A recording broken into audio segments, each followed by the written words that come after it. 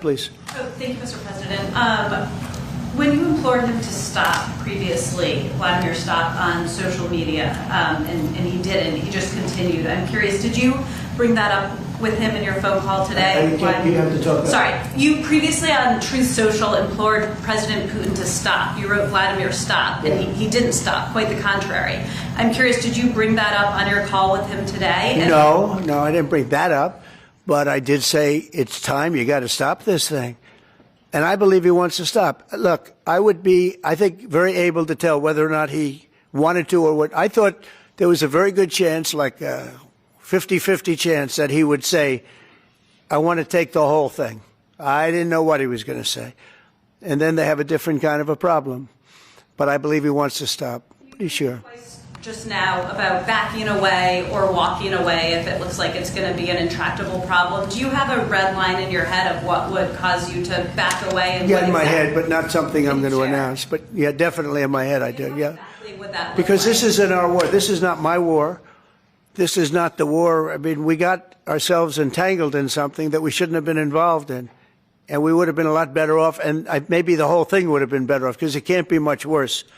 It's a real mess. It's a death trap.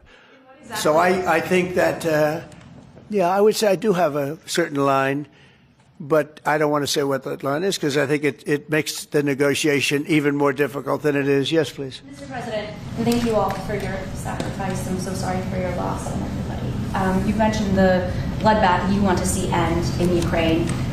You mentioned that you believe Putin wants peace, but he just attacked Ukraine yesterday. So what makes you think that he wants peace? Well, he's in a war, you know. I mean, nobody said don't.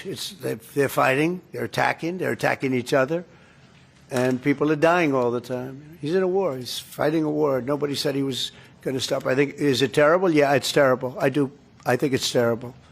Can you weigh in on President Biden? President Biden was diagnosed with cancer of the war, and then I want to ask you about reconciliation. Why haven't you increased the sanctions on Russia yet? Well, because I think there's a chance of getting something done. And if you do that, you can also make it much worse. But there could be a time when that's going to happen. Yep. Mr. President, Who's going to say with the ratings downgrade from... Do you want to respond to President Biden being diagnosed with cancer? Are you going to call your predecessor? I think it's very sad, actually. I'm surprised that it wasn't, you know, the public wasn't notified a long time ago, because to get to stage 9, that's a long time. I just had my physical. You saw that. You saw the results of that particular test. I think that test is standard to pretty much anybody getting a physical, good physical. We had the doctors at the White House and over at Walter Reed, which is a fantastic hospital, do it. I did a very complete physical, including cognitive tests. I'm proud to announce I aced it. Got them all. I got them all right. You proud of me? Yes. Your husband would be proud of me for getting them all right.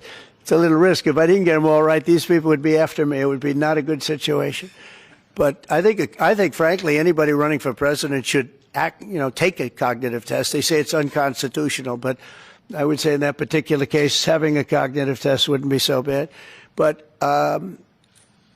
when you take tests, medical, as a male, that test is very standard. I don't know if it's given to everybody, but it's given just about.